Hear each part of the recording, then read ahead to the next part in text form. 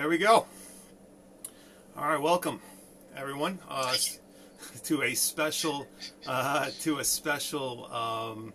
session. This is Thursday, July 25th, and as a very special guest to the session this evening, we have Nick from F1 and Coffee. Nick, welcome. Thank you, Chris. How you doing? Please take a second before we get into everything, all the current news we have for this evening. Introduce yourself. Let us know a little bit about your podcast, and fill us all in. So my name is Nick. My buddy and I started F1 and Coffee. Killed the idea last year during the Abu Dhabi Grand Prix at the end of the season, just from making obnoxious comments during the race that then Brundle and Crofty would make a couple minutes later, and we thought this was about the 15th time this had happened over a couple of years, and we thought, what the hell, let's actually do it and start it, and kind of took it and ran with it. And we've been doing a fantasy league on the side just through email with a bunch of buddies for the past couple of years, and kind of threw that in there. And so we record our podcast live during the race. We've done two that were not live, but for the most part they're always live. And we try to just have fun with it and kind of show the fun side of it, and try to get Americans more interested in F1 and kind of share our love of Formula One with the world. That's great, and I think that's obviously been the long time sort of mission even within the Formula One higher ups, is trying to bring America, and drag it into and pull it into the F1 circle a bit more, and it's good to see their efforts with including more tracks over the last decade or two, and at least giving them an opportunity to get into the fold a little bit more. So, yeah, definitely. which is great. So, thank you for joining us. We'll have a few stories. You'll have a few stories. We're live on Periscope, so we may even get some questions, comments, or even some suggestions on what's going on here, and we could reply to that. All right, so I'm going to jump into it, and we have first story, which I love feel-good stories. So this is a story that's a year old, but it's so key how it's grown. So I'll get right into it. There's a 16-year-old boy named Stephen Agakani who he caught a lot of recognition last year when he was 15. You'd think 16, okay, this kid's young. He actually got all his recognition when he was 15, as winning the title at the NASA SoCal Super Unlimited class. And what he did was he secured himself a racing seat with the Lamborghini Super Trofeo Series. Mind blown, right? 15 years old, pretty freaking incredible. But what makes this kid even more special is that once he got his seat, every bit of success he gained for himself, he gave back. So what he did was he created a charity, and which is what was it? At 15. At 15, race for. It's insane. I mean, the kid's unbelievable. But the charity's called Race for a Cause, and the purpose is twofold. One is he helps instruct kids who between the ages of 16 and 18 who just got their driver's license. He reinforces the benefits of safe driving. Obviously, well, there are safe is a benefit in itself, but how to be a safer driver. And that's one of the key focuses of the charity. The second piece of it is he's raising funds for an elementary school that's in need in his hometown in Los Angeles. Once again, at the age of 15. But what this kid also did was he just had a driver driving a track day fundraiser at Willow Springs International Raceway. So when he did this last year, he raised $40,000. And then when he held the second event just 2 months ago, he raised over $200,000. for his charity. This kid is one of those people that if you have the opportunity to meet him, or you're walking by, you see him, you go out of your way and you shake this kid's hand. This is a kid who's putting in the time, not only into his career, but to making sure that he gives back the right way to the community, to kids, to less fortunate people. That's a rare feat among adults these days, let alone 15, 16-year-old kid. 100%, and that's what makes it all that much more special. You nailed it on the head. Awesome. 100%. So, incredible kid. What you see on the screen right now is his father, who is owner of his race team. But it's a very impressive story. Once again, Stephen Agakani. You'll see the hashtag in the description of the video. Check him out. I believe his Twitter handle is Steven Racing, or at Steven Racing. That's Steven right now on the screen. But extremely impressive kid. Wish him all the best. Great feel-good story right there. So good for him. Yeah, that's awesome. Good for him. We're going to move forward. Great story here.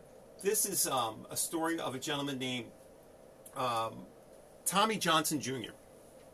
Now, what's great about Tommy is that when he was 15 years old, back at Bandimere Speedway, he was racing in the super gas category, for that day, and he made it to the final round at 15 years old. Another 15-year-old story here. Crazy, right? So, but I feel a theme coming on here. Yeah, exactly, right?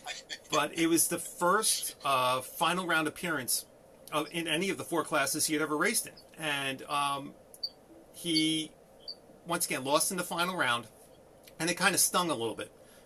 A lot. And Tommy went on to have a very successful drag racing career. Let's fast forward 35 years. And in 35 years of going back to Bandimere Raceway, he managed to get into the final round a total of 4 more times, never winning it until this past Sunday. So he finally won it after 35 years. Highly emotional moment for the guy on the NHRA Twitter feed. Nice, proud Tommy right there. Great so he's, picture. 51 years old now? That would be about correct. Yes, that was. Man, I'd love to be racing at 51. It's incredible. You know, I was just reading. Awesome. And it's not a story I was going to report on today, but John Force is 70 years old, and he's still racing. And right now, he's having a great season where he's climbing up the points of the NHRA, catching a lot of people's attention at 70 years old. So, Jesus. Amazing. That's crazy. Yeah, great stuff. But good for him. That's awesome. Yeah, really cool story. What was I going to show? Just to touch on it, and I highlighted it here. Tommy defeated, in order, John Deal, his Don Schumacher Racing teammate Jack Beckman, and Cruz Pedregon. Those aren't easy people to defeat. And then in the final round, he defeated Bob Tasca III with a time of 4.158 at 302.14 miles per hour to take home the quote-unquote Wally Winners Trophy. I mean, it's just ridiculous. I mean, can you imagine that? 4 seconds to 300? Awesome. But there's the trophy. Just a second, as we know that any NHRA highlight is never that long. When he has a winning time of 4 something seconds. So what we're going to do is take a quick look at that winning run. Down they go, the header flames up. It's Tommy Johnson Jr. for the second time in the 2019 season. 4:10 with a 2 at 308 miles per hour. Finally, in the 5th. Crazy stuff. They only do the one run. They don't do 35 laps or 100 laps. That was his second win of the season, but once again, his first time in 35 years, 36 years of attempting it, of awesome. winning at Bandamere. So good, another good feel-good story there. Good Awesome. for him. I like that. Yeah, I love stories like that. And this guy was over the moon. The whole team celebrating. That video was courtesy of the official NHRA YouTube channel. So good for them putting that out. All the highlights of Bandamere are on their channel. Great story. Good for Tommy. Congratulations. I love it. It's awesome. Yeah, I love it. The next story. And this is courtesy of Racer Magazine. So a lot of chatter in both paddocks of NASCAR and IndyCar. You have the drivers, you have the team owners, you have track owners, you have engineers. A lot of chatter. Could NASCAR and IndyCar team up for a doubleheader over one race weekend? That's the story. So, Nick, this is something that could, when you have opinions and you have, all the intricacies of how this would work between two mega racing series. This could be a big topic and a lot of discussion. Before I get into some details of the article, what's the knee-jerk reaction when you hear something like that? I'm going to be at the track all damn day. I'm going to be there for 18 straight hours. Right. And I'm going to be absolutely, you're exhausted after one race. Yeah. Let alone, two potentially 2 to 3 hour races each with a break in between. I mean, it's bring a lot of water. You're 100% right, and that's actually one of the concerns that's brought up by some of the racers and team owners is that they even state that if both races were to occur on the same day, they wouldn't even bring their own family to an event like that. So I think part of the discussion is it's twofold. One is there's already been a lot of talk about the length of a NASCAR race. And even NASCAR drivers and NASCAR officials and NASCAR higher-ups are talking about how do we shorten a race? How do we get through this? There are people that are at the track for 3+ hours, and it's and that's just at the track, though. That's not even the whole day. I mean, they're getting there at 7 a.m. and tailgating and drinking beer all day, and that kicks your butt. And some of these tracks are in the Midwest, or on the West Coast or whatever. You got temperatures where it was even mentioned at Vegas, it was like 105. So how do you? So then you immediately start thinking one of two things: either you shorten the length of the NASCAR race, right, or you spread it out over a race weekend. You have IndyCar one day, NASCAR the other day, or vice versa. Then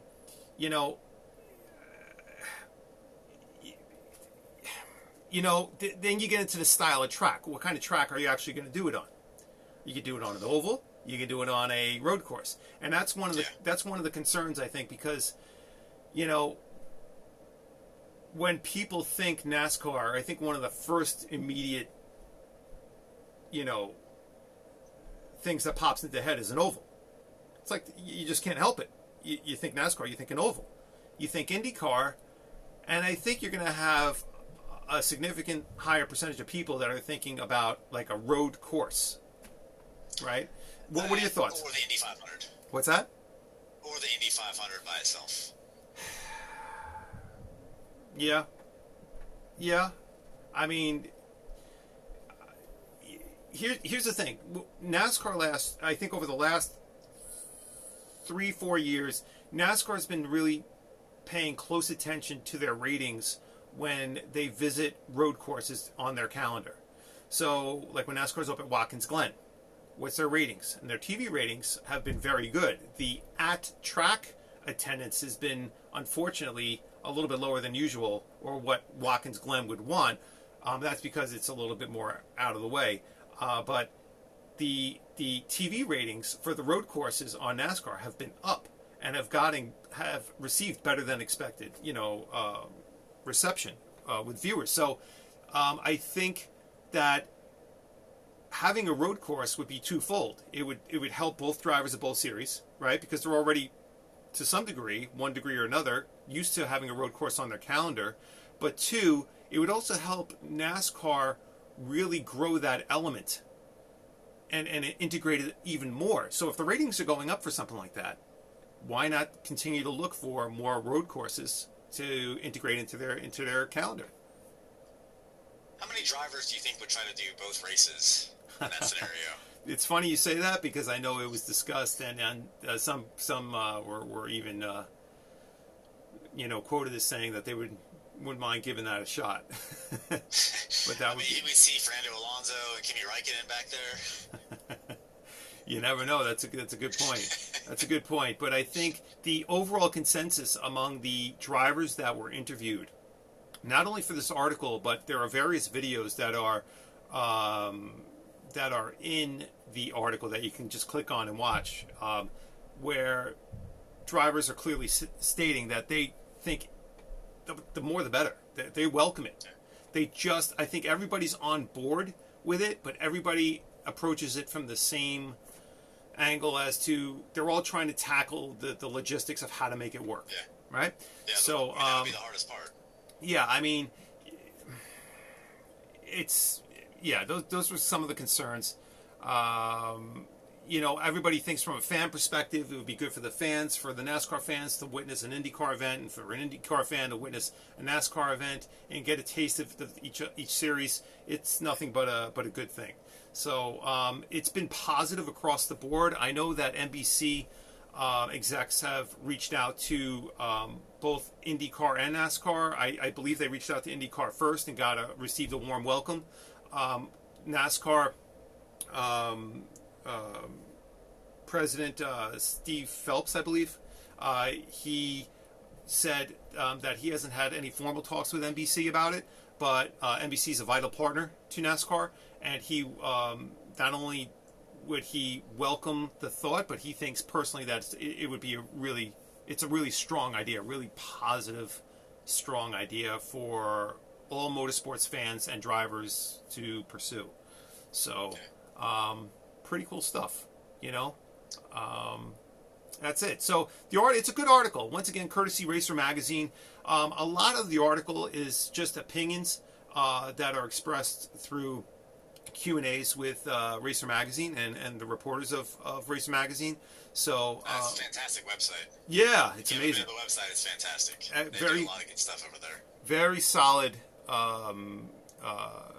source of racing news. I refer to them frequently, but they're great. So good article, and that's it. So I know we have some current Formula One news, sir. I'll let you hand over to you. I'm gonna throw a little curveball at you, Chris. Yeah. On that last note, what about F1 and MotoGP in the same weekend? Dude, that's that'd be pretty awesome. I mean, it's almost like asking me, hey, I have an idea for putting, chocolate chips in a peanut butter cookie. Is that a good idea? I mean, of course. Yes, do it. Yeah. How do you? I mean, that's just amazing. I think you get it once you get into one of the things they mentioned in that article was if you have two series running on the same track, right? And NASCAR goes, and the speeds of the NASCAR cars around a track might be a little bit higher. Say if it's an oval or tri-oval, you have a lot of rubber that's being laid down, right? Wait, I'm sorry. What is a tri-oval? Like it almost looks, it's like a rounded triangle. Okay, I got you. Okay. Kind of thing, right? So you have say NASCAR goes first and they lay down a lot of rubber during the race, and then IndyCar goes maybe the next day. It's going to be slick, if the temp, once you come up the temp, you're going to have a pretty slick run. So when you mention that, excuse me, between Formula One and MotoGP, that's a thought again.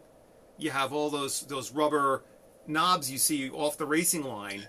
It's so amazing with F1, and I know that everyone who views it sees it, is that you see the racing line, which is clean as could be, and then like 2 inches off the racing line, you have a million little rubber eraser bits, marbles, all the marbles of the tire, which is insane. So if Formula One were to go first, then the MotoGP guys would be just flying everywhere, you know, like flying off the... That's what Rossi said about the NASCAR Indy scenario.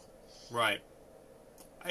Listen, then again, if you reverse the running order, if MotoGP went first, and then they're not really going to leave much behind, you know, and that's an easy cleanup, and then you have Formula One right after that. Do that at Circuit of the Americas or something. That would be insane. That'd be awesome.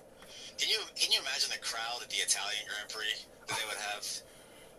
I mean, that would be absolutely. It's amazing either race, anyways. Where would you, if just for giggles here, kicks and giggles, which Italian track would you do that at? Monza? Imola? Monza.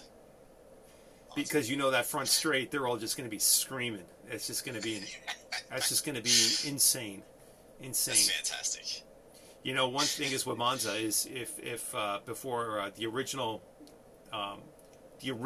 new version of Monza, before they took out that chicane at the end of the front straight, that chicane used to not be there. It used to just keep going, you know. So just one big sweeping turn until you hit that first left-right, you know, which was pretty cool. But imagine how much speed those cars and bikes would get on a track like that. That's like the original. It's like the original Hockenheim when they used to come off and make that first right turn off the grid and then go out into the woods. That straightaway was, whew, it was forever. And then of course all those long straightaways F1 seemed to kill off one at a time, but not many super long straights like that anymore. You know, but good stuff. So talk to me. What's cooking with Formula One? What's on the hot plate? I picked out a couple things that was been in the news recently, and the first thing is, what the hell is Cyril doing? He's talking about Renault's not going to commit to 2020. They're only going to commit to providing engines to McLaren, and that's going to be it for next year. And they're going to wait until the 2021 rules come out to make a decision on anything. Right. They've been in the sport a number of times. They just fought back in 2015, 2016. Right. The end of 2015, I guess. Right. I mean, how much money have they sunk into this, trying to catch up to Ferrari and Mercedes and Red Bull, and they're just going to leave after 5 years? I mean, who's buying this crap? That blows my mind. And this is just my opinion. And my usual partner in crime, Alex, is not here. He would disagree with me on this, but if they really want to be that much better, let's axe Hulkenberg. Let's get rid of him. Say that again. Get rid of who? Let's get rid of Hulkenberg. Okay. I mean, he's got the record by 41 races of most races without a podium finish. And I think it's 169 races now or something. Yeah, not a record you want to be holding, right? Not a record you want. No, not at all. Right. So, right. And you just brought on Danny Rick. You know, bring some support for him. Right. I don't know. I don't even know why he says these things. It's all just such gamesmanship, and it's frustrating as a fan just kind of hearing this nonsense that you know is never actually going to happen. Right. So, good stuff. Anyways, next thing. So, in Austria, Mercedes had problems with the cooling of their car due to the heat and the elevation. Mm-hmm. They claim they have a new chassis with some sort of cooling mechanism. Something. I don't even know, to be honest. Right. But let's run through the temperature forecast for the weekend at Hockenheim. Okay. It's going to be 102 tomorrow during free practice 1 and 2. It's going to be, wait. Start over. It's going to be 102 tomorrow. Tomorrow. Okay. That's the high of 102, low of 72. Okay. No rain tomorrow in the forecast. Right. This was as of a couple hours ago. Okay. Saturday, high of 87, low of 67, with a 60% chance of rain. Okay. So, free practice 3 is going to be worthless. Yeah. And if it's not raining during qualifying, or if it rains in the middle of qualifying, it could get real interesting. Yeah. But then, Sunday, there's a 70% chance of rain, and the temperatures drop another 10 degrees. Oy. So how do you plan? How do you set up the car and learn how it works on the track this year? That's with such variations. That's pretty much a nightmare. And it could all end up being the same temperature all weekend with no rain or rain all weekend. Right. But right now, it's like every day is different. How do you prepare for that? It's well, crazy. You not only is it the temperature, right? You have a temperature differential of about 25, 26 degrees over a period of 36, 48 hours. But then you have the chance of rain, which means now you're dealing with what tires, but then you also have, over this period of 48 hours, varying track conditions from the sense of how much rubber is actually going to get laid down, right? So a lot of your data from last year's race might be out the window based on that alone, you know? Well, it rained last year, too. But it was different. It was different weather the first 3 days. Yeah. Right? Meaning, I can't remember what happened in free practice 1 and qualifying. I don't remember what the weather was. I just remember during the race, it wasn't raining hard, but it was hard enough. I mean, you know what I'm saying? Like, Lewis race. Based on the practice and the qualifying, how much rubber gets laid down on the dry line will affect race day. Yeah. Right? So it's, God, that's a nightmare. So, I mean, what a... Has there been any reports of that? That's pretty cool that you looked that up, and I had no idea that it's going to be so crazy like that. I mean, are there any reports of teams like pulling their hair out already? I mean, I haven't seen anything about it, and I'm sure everyone that's really actually worried about it is keeping it quiet. Yeah, of course. I mean, I wouldn't expect to hear anything, but you got to imagine they're probably freaking out a little bit. Right. Matthias probably freaking out the most. Right. Maybe Gunther. Right. So, speaking of, that will lead into the next thing. So, there's a handful of drivers that I think their futures are uncertain for next year. And a lot of these are pretty common in the news. But Gasly has been beaten by Max in all but one race. Right. 9 of 10. He's been out-qualified in 9 of 10. But the one race he out-qualified Max in, Max kind of got screwed because Magnussen crashed in Canada and ruined his lap. Right. So, theoretically, Max probably would have out-qualified Gasly anyways. Right. And if he's getting beat that bad, I mean, it's hard to compete against Max, let's be honest. Right. But if he's getting beat that bad, do they take a chance with someone else? Do they bring Kvyat up over the summer break? Or even Albon? Right. I don't know. But I don't really expect him to be in that seat next year. Well, it also, I mean, what are your thoughts on, I mean, well, it's tough to say. I mean, we don't know, but I mean, who's available? I mean, it's one thing to say, let's ditch a driver, but then, and I don't know. I don't know right off the top of my head, like what drivers are actually available if a thought like that were to be followed through. I gotta imagine that it would be Danny Kvyat. Right. And I'm not just saying that because our tagline for 2019 is "Return of the Torpedo." Right. So but he's a more experienced driver on the team. Albon's had a lot of good races and is having a great season, but I gotta imagine Kvyat would get the call up if Gasly got dropped. Right. If they swap spots. Interesting. Yeah. So. Good stuff.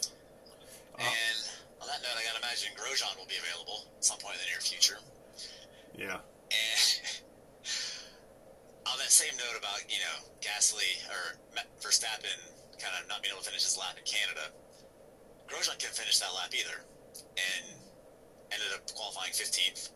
Right. And over the radio, I don't remember exactly what he said, but it was along the lines of, he messed up my lap, didn't ask if Magnussen was okay or anything, didn't care, just he screwed up my lap. I remember that, yeah. And, I think the only way that he has a seat next year, and potentially even after Hungary next weekend, is if Haas is planning to pull out in 2021. Right. Which, if their plans are to leave the sport after next season anyways, maybe they keep him on. Right. But if they're planning to stay long term, I can't imagine he's there, I would say, for 2 more races. Right. But definitely not in 2020, in my opinion.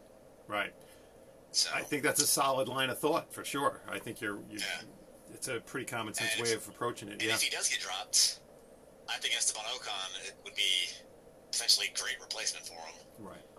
And be, I like Ocon a lot. He's a good driver, and I don't think he really got a fair shot his first time out. Right. So I'd love to see him get back. Yeah. Bottas, he's not going anywhere. Right. I'm just gonna say it. He's going nowhere.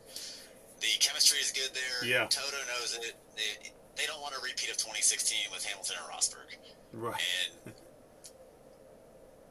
yeah, he's not going anywhere. Yeah. But I kind of go back to the only way he's going to beat Hamilton is in the movie. You seen the movie Dodgeball? Oh, yeah, a while ago, yes. There's a character in there, Stephen Root. His name is I can't think of his character's name, but Pat just tells him, he's like, if you're going to win this, you got to get mean. You got to get angry. That's what Bottas needs to do to beat Hamilton. It's funny where Bottas is when he performs, he's got that laser precision focus when you see him race, and he's so precise and so consistent, and it reminds me of Vettel at Red Bull, like when he won his championships. When you would watch him race, it was just like lap after lap. It was just such precision and such consistency. It was just like boom, boom, boom. So, I don't think Bottas has really. What's holding him back is driver error issues. I think it's car issues. Correct me if I'm wrong on that. Fantasticness. What's that? What was Hamilton's just unbelievable driving ability. Yeah. In any conditions. Yeah. But I think he's an incredibly solid driver, man. I can't imagine McLaren ever having a thought of separating from him. Yeah, I mean, he'd be a great number one driver at just about any other team. I agree with you. Yep, absolutely. Just not a Mercedes. Right. And not a Red Bull. Yeah, right. So. Yeah. Good point. Very good. What else? So. I just got one more thing I wanted to bring up. Yeah, let's do it. What the hell's going on with Racing Point, Sport Pesa, Papa Stroll? And is Lance ever going to get out of Q1? Has he become too complacent now that Daddy's taken over the team? Wow. And he's just he knows his seat's not going anywhere, and he's just kind of chilling and enjoying his life. My Twitter stream has lit up with people who have been beating up Stroll like crazy, so it doesn't surprise me. The opinions, the punches keep on coming. We've seen great drives from him. Yeah. Like, he's a good driver. Yeah. Just, this year, I don't know what he's doing. He's improving from qualifying to the finish every race. Right. And he's actually only had one race where he had one DNF. That's the only time he finished lower than he started this season. Right. So, it's frustrating to see, but he's not going anywhere as long as Daddy's running the team. He's got a pretty safe seat. Yeah, I would agree with you on that for sure. So, I do kind of miss, Sergio and Esteban last year bickering back and forth and really duking it out. It's fun to watch. Yeah. And Sergio's just been so quiet this year now that he can't. His teammate's dad is the team owner. Right. Can't really say anything. Right. I want to hear him throw some punches. Yeah. Let's get after it. That's got to be a very difficult element. Obviously, it's good for Lance Stroll, but I can't imagine that element for the other driver on that team and so on. And it's at that level of racing, and that level of business, right? I don't know if that's a good thing or not. I would actually make an argument that it's not a healthy situation for the father, the son, or the other driver to be in. So specifically those three people in the long run, I think that relationship and that dynamic is actually going to hurt them more than help them. Yeah. Well, and to add on to that, I mean, I don't know how much money they pumped into this thing for 2019, but they were doing better in 2017 when BJ was running the team with, and I couldn't find the exact number on this, but a budget of about $110 million, which was the lowest budget in the sport in 17. Yeah. And I gotta imagine Lawrence Stroll's put in more than that this season. Yeah. So, they've got a lot of updates this weekend, and I hope it helps the car and they have a good race. But I don't know. We'll see what happens. Yeah. Yeah. So it's interesting nonetheless. The dynamic itself is an interesting story to follow for sure. Yeah, definitely. Yep. So that was all I had. That was kind of the big things that stood out in my mind this week. Yeah, cool beans, man. I think that's all really key stuff. I love what you brought to the table, which is, obviously there's other stories that are out there that are catching the mainstream media, and I think these are just as relevant, if not more relevant, as to what's going on right now. Because a lot of the stories that do exist in Formula One, such as speculation about Alonso making a return next year, or what the future of Vettel with Ferrari, I mean, those are all stories that you could speculate, and people are just, there's a million different views, and God knows how many articles and viewpoints on that.